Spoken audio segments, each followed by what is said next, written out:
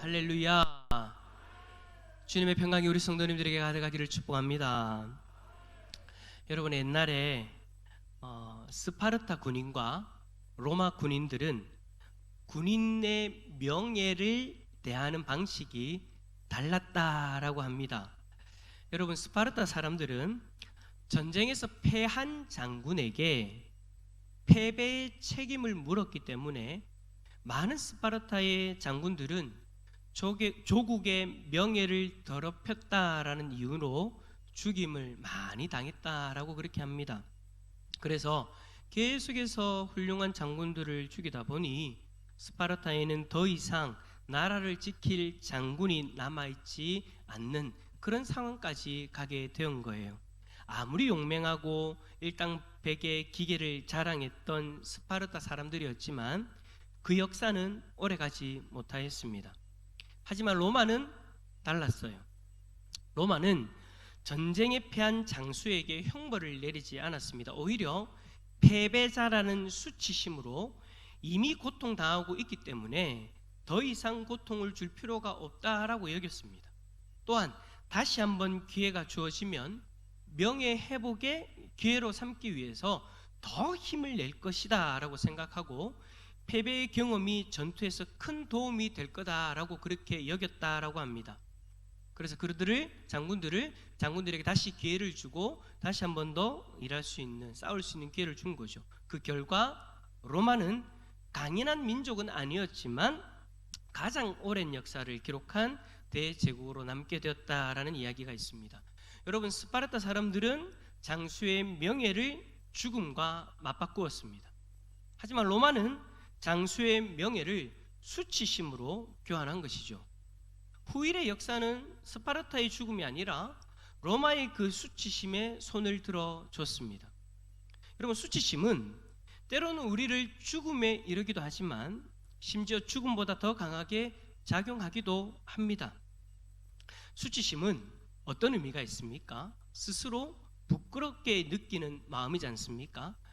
이런 수치는 다른 사람의 기대에 부응하지 못했을 때에 생기는 부끄러움이다라고 할 수 있어요. 또 우리는 자신이 세운 목표와 야망을 성취할 능력이 부족하다라는 그 패배감에서 또 이 수치감을 느끼게 됩니다. 여러분, 어린 시절의 기억들을 돌아보면 어떤 것들이 많이 생각이 나십니까? 좋은 기억들이 많으신가요? 나쁜 기억들이 많으신가요?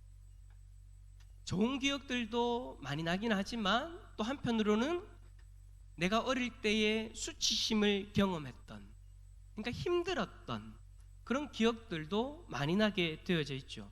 저도 가만히 생각해 보니까 좋은 기억을 분명히 제가 살아온 어떤 삶의 여정 가운데 좋은 일들이 많이 있었지만 얼핏 딱 생각해 보면 내가 수치스러웠을 때가 더 강하게 기억에 남아 있어요. 내가 이럴 때 수치스러웠지. 이럴 때 너무 창피스러웠지. 내 스스로가 너무 수치스럽게 느껴졌어. 그렇게 여겨지는 기억이 강하게 박혀 있고 그러한 것들이 먼저 생각이 나더라라는 겁니다. 이상하게도 수치심은 우리가 아무리 잊으려고 노력할수록 마음에 더 또렷하게 남아 있는 것 같습니다.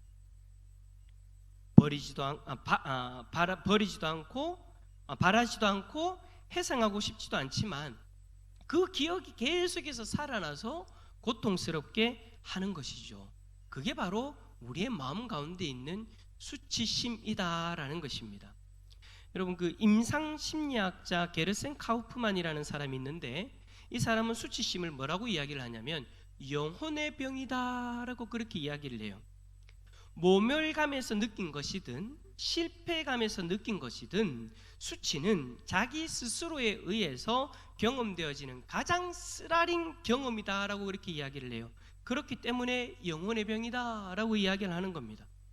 수치는 내면의 깊은 곳에서 상처로 자리 잡고 있기 때문에 자기 자신을 그리고 자신과 타인으로부터 소외시키는 역할을 해버립니다. 이 수치심은 결국 한 사람의 삶을 고립시켜버리는 그런 일을 하게 되어지죠. 수치는 우리 자신과 가정 그리고 사회로부터 우리를 고립시켜서 인격을 파멸시키는 아주 무서운 병이다라고 이야기할 수 있는 거예요.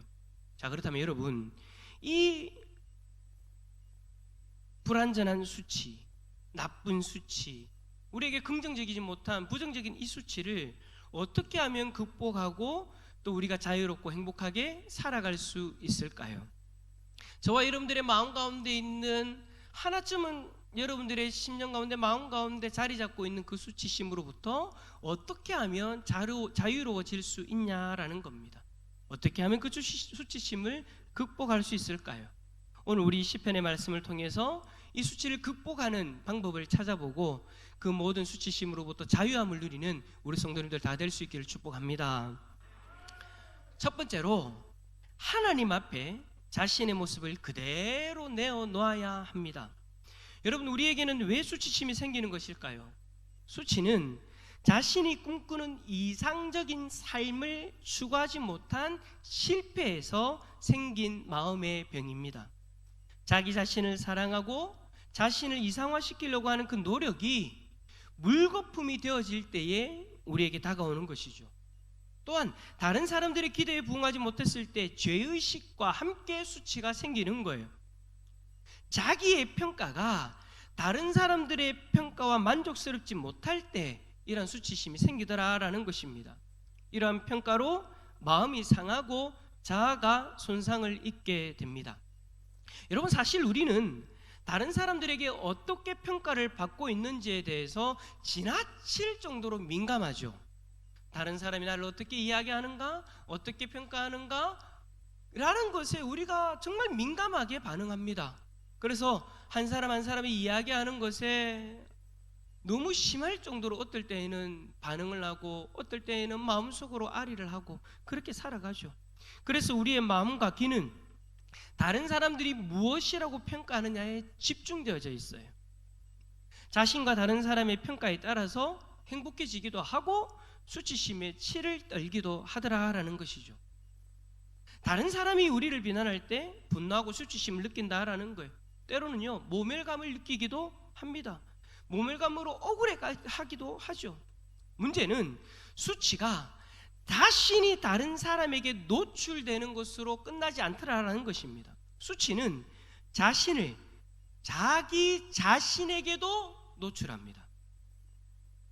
우리는 여러분 종종 거울 속에 있는 자신의 모습을 보기가 어렵다라는 표현을 하기도 해요. 여러분, 한 번씩 그런 일이 있지 않나요? 거울을 보는 내 모습이 보기 싫은 거예요. 못마땅한 거예요. 그래서 어떨 때는 거울 보는 것 자체를 거부할 때도 있습니다. 너무 부담스러운 거예요. 아니, 싫은 거예요. 내 모습 자체가 싫은 거예요. 수치라는 것은 바로 자기 자신이 자기를 볼 수 없을 정도로 고통 속으로 몰아가 버리는 그러한 아주 나쁜 것이죠. 최악의 수치는 다른 사람들의 공개적인 비판보다는 자신의 평가로 인한 거예요. 여러분, 어떤 유명한 교수가 텔레비전에서 공개 강의를 했습니다. 저렇게 막 텔레비전에서 공개 강의를 했어요. 근데 이제 강의가 끝나고 나서 시청자들은 좋았어요, 브라보, 강의가 좋았어요 라고 이야기를 했는데, 이 교수는 시간이 지나고 나서 얼마 뒤에 자신의 강의한 것에 대해서 곰곰이 생각해 봤대요. 근데 곰곰이 생각해 보니까 본인이 생각하기에는, 평가하기에는 마음에 안 드는 거예요. 부끄러운 거예요. 그 강의만 생각하면은요, 자다가 벌쩍 일어날 정도로 민망했대요. 저는 솔직히 이 마음 잘 압니다. 제가 설교를 하거나 찬양을 하거나, 근데 저 같은 사람들은 앞에 서서 공개되어 있는 입장에서 여러분들에게 설교를 하고 찬양을 했을 때에 어찌 보면 그거는 건강한 모습은 아니지만 우리가 인간인지라 그럴 때가 있잖아요. 평가할 때가 있잖아요. 목사님 오늘 설교 잘했어요? 오늘 목사님 찬양 좋았어요? 라고 이제 여러분들이 평가하는 그런 어떤 일들이 있잖아요. 그죠? 근데 설교가 끝났어요. 끝났는데 성도님들 목사님 은혜 받았어요 라고 인사를 해주시는데, 어떨 때는요, 제가 쥐구멍이라도 있으면 숨고 싶을 때가 있어요. 제 스스로가 평가할 때 만족스럽지 못해서 너무 부끄러워가지고 이게 여러분 제가 시간만 있으면 진짜 더 길게 빼고 싶은데 너무 부끄러워가지고 제 스스로를 평가할 때 이거는요 남이 저를 평가하는 것보다 제 스스로가 저에게 평가하는 게 이게 너무 혹독한 거예요. 그래서 어떨 때는요 하루 종일 몸이 아파요. 제 스스로에 하는 그 평가 때문에. 이 교수의 마음이 저는요 솔직히 좀 이해가 되어져요. 다른 사람의 평가 때문이 아니라 자기의 평가 때문에 부끄러워서 얼굴을 들 수 없을 정도로 그런 힘든 시간을 보낼 수 있다라는 것이죠. 이 교수는 단지 자신이 그 강의를 자기가 생각하는 그 기준에 미치지 못한다라고 수준 이하의 강의다라고 평가해버린 거예요. 이러한 수치는 근본적으로 공개적인 치욕보다 자기 자신에 대한 실망과 배신감에서 생겨지는 것입니다. 여러분 이런 수치를 경험하게 되면 본능적으로 자신을 보호하려고 하는 행동들을 취하게 되어지죠. 자신의 수치를 은폐하고 그것으로부터 도주하려고 해요. 어떨 때는 다시 한번 부탁하면 저 이제 안 할래요 라고 손사래를 하기도 하죠. 아니요 다시는 하지 않을래요. 하지 않을 거예요. 여러분 이 수치라는 것이 항상 이렇게 우리를 만드는 것 같아요. 그 수치스러운 일로부터 우리를 도망가게 만들어버리는. 창세기 3장에서 여러분 아담과 하와가 하나님께 죄를 짓고 제일 먼저 한 행동이 뭐였습니까? 창세기 3장 7절에 이에 그들의 눈이 밝아져 자기들이 벗은 줄을 알고 무화과 나무 잎을 엮고 치마로 삼았더라 라고 기록합니다. 무슨 말입니까? 부끄러웠다라는 거예요. 수치심을 느꼈다라는 거예요. 그래서 은폐하려고 했다라는 거예요. 그리고 여러분 아담과 하와가 두 번째로 한 일이 뭡니까? 3장 8절에 보니까 그들이 그날 바람이 불 때 동산에 거니시는 여호와 하나님의 소리를 듣고 아담과 그의 아내가 여호와 하나님의 낯을 피하여 동산나무 사이에 숨은지라. 여러분 죄를 짓고 수치심을 경험하게 되어지면 어떤 습관이 생깁니까? 숨고자 하는 습관이 생깁니다. 자신의 수치를 들추어내고 싶은 사람은 아무도 없어요. 우리 중에 자신의 수치를 아무렇지도 않게 드러낼 수 있는 사람이 누가 있겠습니까? 없죠. 수치는 은폐하고 싶은 거예요. 드러내고 싶지 않은 거예요. 하지만 문제는 숨기고 은폐한다고 해서 우리 안에 있는 그 수치가 사라지지는 않는다라는 거예요. 숨길수록 우리의 마음의 좌절은 더 커지고요, 마음속에 있는 갈등은 더 커지게 되어져 있습니다. 더 큰 문제는 자기를 방어하고 은폐하기 위해서 결국 다른 사람을 비판하고 책임 증가를 하는 자리까지 가게 되더라라는 거예요. 다른 사람을 희생양으로 만들어야 어느 정도 부끄러움을 면할 수 있으니 이것은 또 다른 불행의 씨앗이 되어져 버리는 것이죠. 수치심을 극복하기 위해서 거룩하신 하나님 앞에 자신을 숨겨버리고 드러내지 않는 그러한 일로 말미암아 또 다른 죄의 결과가 연결되어지더라라는 것입니다. 사랑하는 성도 여러분, 여러분에게 수치가 있습니까? 수치스러운 일이 있습니까? 하나님 앞에서조차도 드러내고 싶지 않은 것이 있습니까? 오늘 이 시간 용기를 한번 내어보시기를 바랍니다. 그 수치 하나님 앞에 내어 보십시오. 오늘 본문 2절 말씀처럼 하나님을 온전히 신뢰하고 그분 앞에 자신을 열을 때에 우리의 수치심은 치료받게 되는 줄 믿습니다. 오늘 2절 말씀 한번 읽어봅시다. 2절입니다. 시작.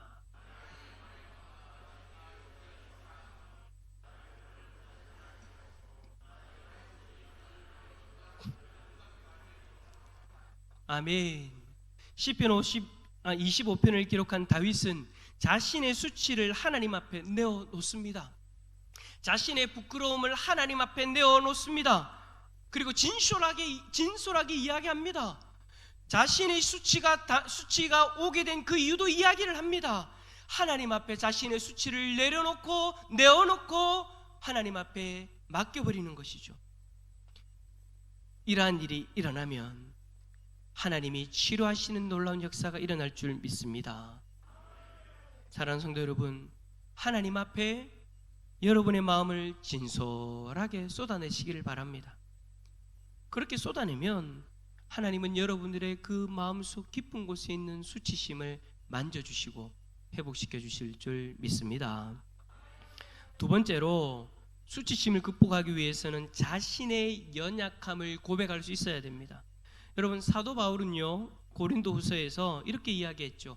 약한 데서 강해진다. 고린도후서 12장 9절에서도 이렇게 이야기합니다. 나에게 이르기를 내 은혜가 네게 족하도다. 이는 내 능력이 약한 데서 온전하여 짐이라 라고 이야기하면서 나의 여러 약한 것들에 대해서 자랑하리니 이는 그리스도의 능력이 내게 머물게 하려 함이라. 할렐루야. 사람은 약한 것이 있으면 감추고 싶어요. 수치심도 결국 우리의 약함 때문에 우리에게 찾아온 거지 않습니까? 이러한 수치심은 바울의 고백에 의하면 감추는 것이 아니라 어떻게 하라고요? 오히려 드러내야 된다. 고백해야 된다라는 거예요. 그러한 가운데 극복할 수 있다라는 것이죠. 여러분, 어떻게 그럴 수 있습니까? 우리가 수치심에 대해서 조금만 한 번 더 생각해 보면 수치심의 중심에는 자기를 사랑하는 마음이 있다라는 것을 발견하게 되어집니다. 근데 문제는 인간은 자기를 사랑하고 싶은데도 사랑할 수 없는 상황이 발생하다 하더라라는 것이죠.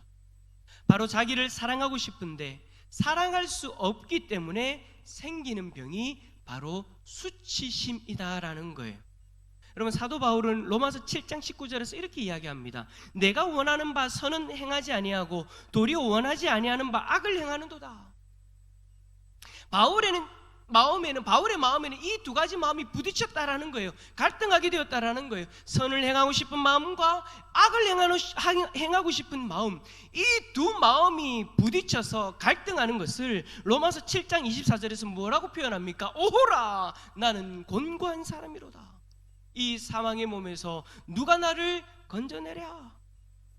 수치심은 바로 이러한 마음의 갈등에서 발생하는 거예요.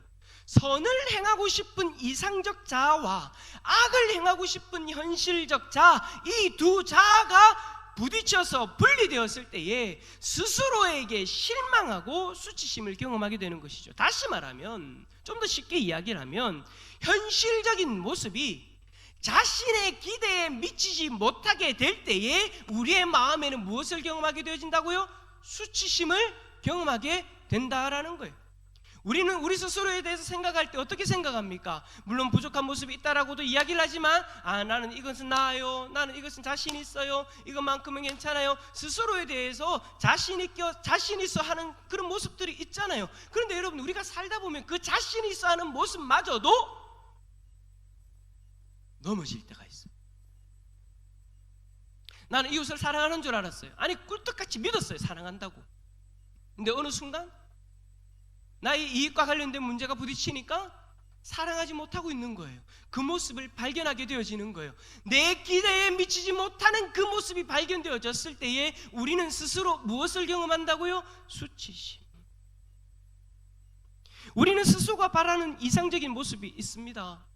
그런데 언제나 그 기대를 충족시키지 못한다라는 거예요. 그러니까 문제가 발생한다라는 거죠.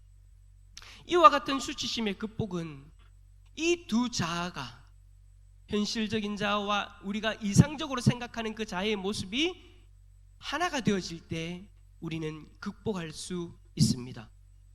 현실적인 모습과 이상적인 모습이 서로가 하나가 되어질 때 극복할 수 있는데, 그렇다면 여러분, 이 차이가 어떻게 하나가 되어질 수 있을까요?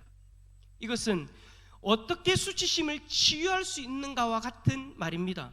그 답은 자기 자신의 최악의 모습을 인정하고 받아들일 수 있어야 된다는 거예요.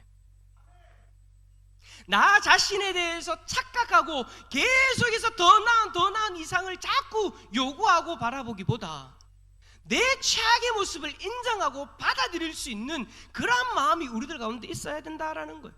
두 자아 가운데 하나가 다른 자아의 연약함을 받아들이는 그곳에서 하나됨이 일어나게 되는 것입니다.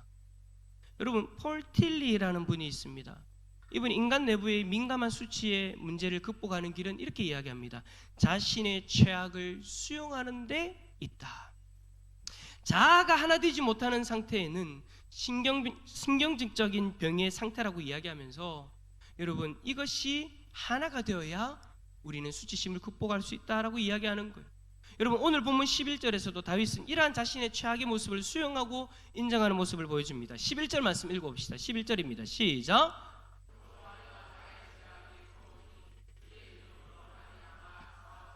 아멘. 다윗은 자신의 약점을 인정합니다. 죄악을 인정합니다. 그리고 그것을 해결하는 길을 열어달라고 하나님 앞에 호소하고 있는 거예요.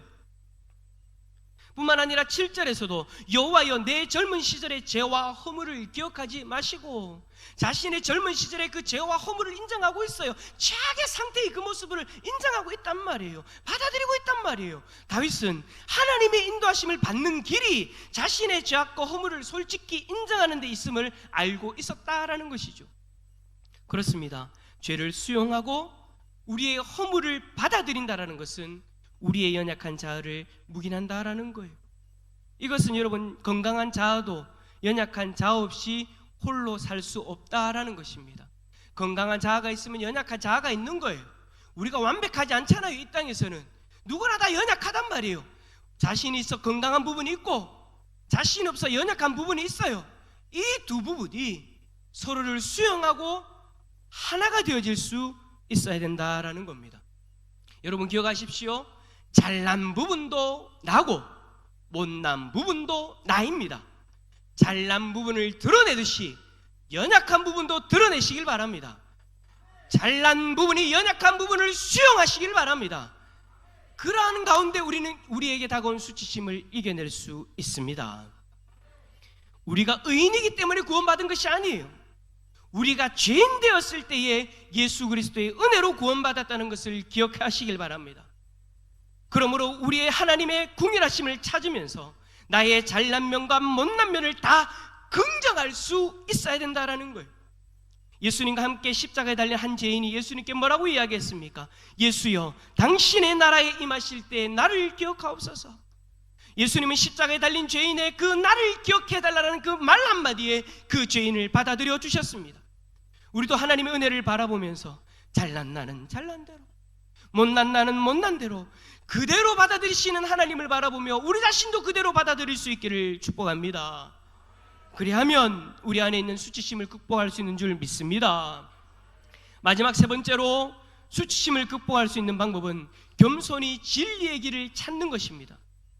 여러분이 잘 아는 것처럼 시편 1편은 행복의 지름길을 제시해 주는 말씀입니다.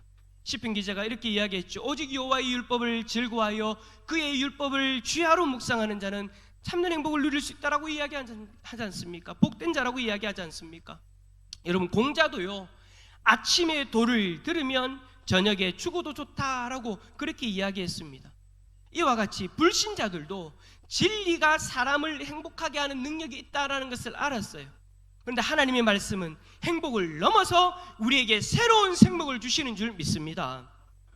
반면에 수치심은 우리에게 행복이 아니라 우리의 생을 무의미하게 만들어버립니다.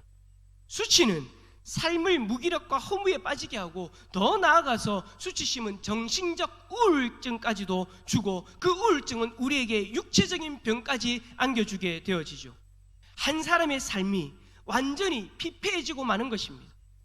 이러한 수치심의 중심에는 서정적 결핍이 놓여 있습니다. 아무리 물을 마셔도 갈증이 해결되지 않는 거예요. 수치심이 있는데 그것을 무시하고 다른 것으로 채우려고 하다 보면 아무리 다른 것으로 채우려고 해도 해결되지 않더라라는 것입니다. 다른 사람들을 붙들고 요구를 해보고 끊임없이 붙들어 봐도 해결되지 않는 거예요. 끊임없이 세상의 다른 것으로 이 갈증을 해결해 보려고 하지만 채울 수가 없는 거예요. 수치가 영혼의 병이라고 할 수 있는 것은 자기도 모르게 서서히 메마름을 경험하면서 생명력을 잃어가게 하기 때문입니다. 수치는 이렇게 자신이 의식하지 못한 채 영적 고갈에 빠지게 만들어 버립니다. 영적 고갈에 빠지면 자존감을 채워주는 어떤 자양분도 받아들일 수 없습니다. 수치로 인한 자신의 부끄러움을 해결하기 위해서 우리는 동분서주합니다. 그러나 수치를 해결할 길이 없습니다. 세상적으로 아무리 노력해도 해결되지 않습니다. 그냥 모르는 척하고 지나갈 뿐이죠. 하지만 그 수치감으로 인해서 찾아오는 그 공허함은 해결할 수 없고 채우려고 하면 할수록 갈증만 느끼는 거예요. 그러나 여러분, 다윗은 4절의 말씀에서 수치를 당하지 않는 그 길을 정확하게 이야기합니다. 4절의 말씀 읽어봅시다. 시작. 여호와여, 주의 도를 내게 보이시고 주의 길을 내게 가르치소서. 아멘. 다윗은 하나님 앞에 주의 길을 가르쳐달라고 이야기합니다. 사랑하는 성도 여러분, 주의 길이 무엇입니까? 우리에게 행복을 안겨주는 말씀을 통해서 우리가 발견하는 참된 진리의 길은 무엇입니까? 바로 예수 그리스도이신 줄 믿습니다. 이거는 김옥일 목사 이야기가 아니라 예수님이 친히 이야기하셨어요. 내가 곧 길이요 진리요 생명이다. 할렐루야. 나로 말미암지 않고는 아버지께로 올 자가 없느니라.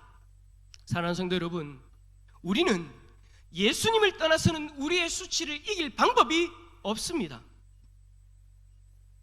여러분의 심령 가운데 있는 그 수치, 아무리 인간적인 방법으로 해결해 보려고 하십시오, 안 됩니다. 누구에게로 가야 된다고요? 예수 그리스도. 예수님으로 말미암아 우리의 수치를 정리할 수 있는 거예요. 왜요? 이 수치가 우리의 죄로 말미암아 들어온 것이기 때문에 이 죄를 십자가에서 해결해 주신 예수 그리스도를 바라봐야 된다라는 거예요. 할렐루야. 예수님이 사마리아 여자와 이야기를 하면서 이렇게 말씀하셨죠. 이 물을 마시는 자마다 다시 목마르느니와 내가 주는 물을 마시는 자는 영원히 목마르지 아니하리니 내가 주는 물은 그 속에서 영생하도록 솟아나는 샘물이 되리라.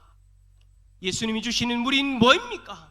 예수님이 주시는 그 진리의 물이 무엇입니까? 바로 진리의 길이신 예수 그리스도이십니다.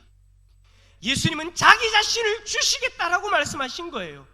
그 말씀을 하시고 직접 십자가에서 자신을 내어주셨습니다. 예수 그리스도로 말미암아 우리는 목마르지 않음을 경험할 수 있는 줄 믿습니다. 사랑하는 성도 여러분, 말씀을 정리합니다. 여러분 안에 있는 수치 무엇으로 해결하시겠습니까? 사람으로 해결할 수 없습니다. 세상적인 방법으로 해결할 수 없습니다. 여러분들의 수치를 하나님 앞에 내어 놓으십시오.